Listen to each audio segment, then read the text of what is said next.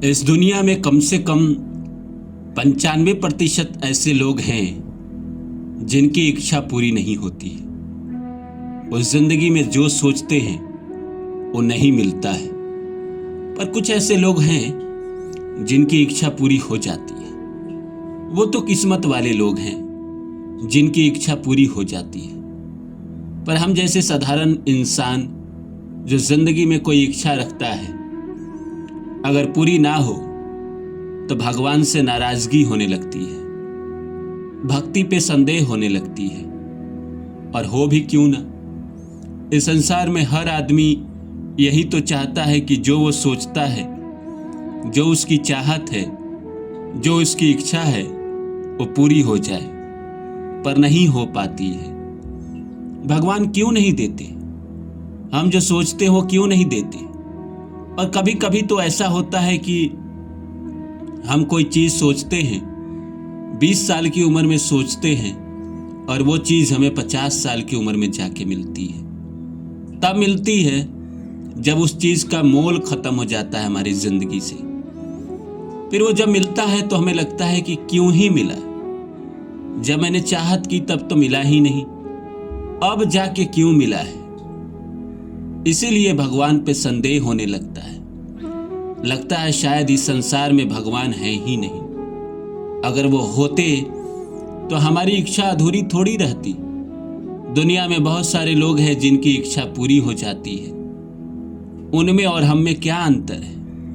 क्यों भगवान उसकी इच्छा पूरी कर देते हैं पर हमारी इच्छा अधूरी रह जाती है? तो नमस्कार दोस्तों, मेरा नाम है रानू बाबू, और जैसा कि आप सभी लोग जानते हैं कि मैं आपके लिए कहानी, कविता और मोटिवेशनल वीडियो लेकर आता हूँ। इसी श्रृंखला में आज लेकर आया हूँ कि जब भगवान इच्छा पूरी नहीं करते हैं तो भक्ति पे संदेह होने लगता है। तो आइए इस सब्जेक्ट को शुरू करो। इससे पहले आप सभी से निवेदन है, please like my video, subscribe my channel and share my video. तो आइए शुरू करते हैं दोस्तों।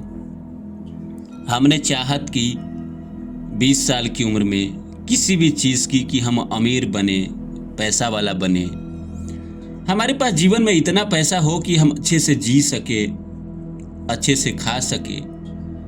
कोई बीमारी हो तो हमें उसको टालना ना पड़े, हम जाकर डॉक्टर से दिखा ले, जिस डॉक्टर से दिखाना चाहे दुनिया में उससे दिखा ले, जहाँ इलाज करना चाहे वहाँ कर ले। हमारे सपने ही क्या होते हैं? हमारे सपने भी तो छोटे छोटे होते हैं। हमारे सपने इतने ही तो होते हैं कि एक सुंदर सा हमें लाइफ पार्टनर मिल जाए, जो हमें प्यार करे, हमारे साथ मिलजुल के रहे, जिंदगी में हमारा सम्मान करे, वो हमारा सम्मान करे, हम उसका सम्मान करें। हमारे पास अपना एक घर हो, चाहे शहर में हो चाहे गांव में हो, मतलब एक अपना घर हो, एक आने जाने के लिए गाड़ी हो, कुछ बैंक बैलेंस हो, जिंदगी में शरीर स्वस्थ हो, अपने शरीर से हम कुछ भी कर्म कर पाए। यही सब तो हमारी ख्वाहिश है। हमारी ख्वाहिश कौन सी है कि हम प्रधानमंत्री बन जाए, मुख्यमंत्री बन जाए, राष्ट्रपति बन जाए, सेना का सर्वोच्च उच्च पद प्राप्त कर ले। ये सब तो हमारी ख्वाहिश है नहीं। छोटे छोटे हमारी ख्वाहिश है, उसमें भी हमें घसीटना पड़ता है, उसमें भी हमें रोना पड़ता है। लोग को बच्चा नहीं होता है, भगवान इतना न तड़पा देते हैं, इतना न रुला देते हैं, उसके लिए वो मंदिर मंदिर मस्जिद मस्जिद घूमते रहता है, ताबीज़ बनवाता है, अंगूठी पहनाता है, पन्ना हीरा मोती सब पहना देता है, लेकिन कुछ ना होता है। भगवान पे संदेह होने लगता है। हमारे साथ ही एक जोड़ा त्र्यंबकेश्वर में हम जब गए थे तो वहाँ हमारे साथ एक सज्जन मिले थे। वो यही बात कह रहे थे कि पिछले 5 साल से हम कोशिश कर रहे हैं पर बच्चा नहीं हो रहा है। हम भगवान के हर मंदिर जा रहे हैं पर अभी भी कुछ भी संभावना नहीं है। अब हमारा विश्वास उठने लगा है भगवान से, ये आखिरी मंदिर है मेरा, इसके बाद मैं किसी मंदिर नहीं जाऊंगा। मैं मान लूंगा कि मेरे किस्मत में नहीं था। उस आदमी की बात सुनने के बाद मुझे लगा कि शायद इस दुनिया में इसी तरह लोग भगवान से नाराज हो जाते हैं, और होना लाजमी भी है, क्योंकि भगवान अगर नहीं देते हैं किसी को कुछ भी, समय पे नहीं देते हैं, जो उसको चाहिए नहीं देते हैं तो लोग भगवान से नाराज होंगे ही। भगवान से लोग इच्छाएं करते हैं, पूरी नहीं होता है तो नाराज होंगे ही। अब सोचिए, भगवान के पास लगभग इस देश में, दुनिया में अरबों लोग जाते हैं, सब लोग इच्छा करते हैं, भगवान कितने लोगों की इच्छा पूरा करेंगे?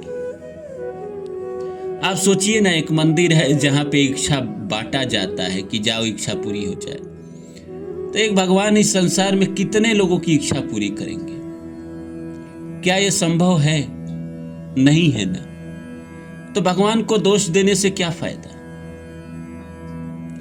इस दुनिया में किसी का हो रहा है, वो कैसे हो रहा है? वो मंदिर भी तो नहीं जाता है, वो भगवान से मांगता भी नहीं है। अमीर आदमी, बहुत पैसे वाले को तो मैंने भगवान से मांगते हुए भी नहीं देखा। उसको तो लगता है इस दुनिया में मैं ही सब कुछ हूं। खेल दूसरा है दोस्त, भगवान से मांगने से नहीं मिलता है। आपके पूर्व जन्म के कर्म के अनुसार आपको सारी चीजें मिलती है। तो सवाल आता है कि तो भगवान की पूजा हम क्यों करें? भगवान की पूजा इसलिए करेंगे कि अगला जन्म आपका अच्छा हो। इस जीवन में जो पीछे के जन्मों के कम, जो आपके पाप है वो कम हो सके। भक्ति से थोड़ा सा दुख कम हो जाता है, लेकिन खत्म नहीं होता है। जो भी प्रारब्ध है उसी के अनुसार इस जीवन में फल मिलेगा। अगर आपके नसीब में 20 साल में आपको शादी होना लिखा हुआ है तो 20 साल में ही होगा। आप मंदिर जाओ ना जाओ, भगवान भेदभाव ही नहीं करते। आप मंदिर जा रहे हो तो ऐसा थोड़ी है आप पर विशेष कृपा है, और जो नहीं जा रहा है वो उनका विरोधी है। नहीं भाई, वो सबके लिए एक समान है ना। ईश्वर सबको एक समान रूप से देखते हैं। रही बात कोई इंसान अमीर गरीब या सुख दुख क्यों पाता है, वो कर्म के अनुसार। कर्म भी तो मनुष्य खुद करता है। पीछे के जन्मों में गलत काम किया, पाप किया, इस जन्म में भोगना पड़ेगा। अभी से अगर कर्म सुधार ले तो आने वाले वक्त में वो कर्म ठीक कर लेगा। रही बात की तो हर चीज तो तय है प्रारब्ध के अनुसार। नहीं, प्रकृति फ्री विल भी देती है। ऐसा नहीं है कि सब कुछ ही तय है। मोटा मोटी चीजें तय है, आपका जन्म मरण, आपका यश अपयश, धन संपत्ति। बाकी आज आप किसी को गाली दोगे नहीं दोगे, किसी के साथ गलत करोगे नहीं करोगे, आपके पास बुद्धि क्यों दी है भगवान ने? लोग कहेगा गुस्से में हो जाता है गलत करो। कैसे हो जाता है? इसीलिए तो बताया जाता है कि साधना करे, मेडिटेशन करे,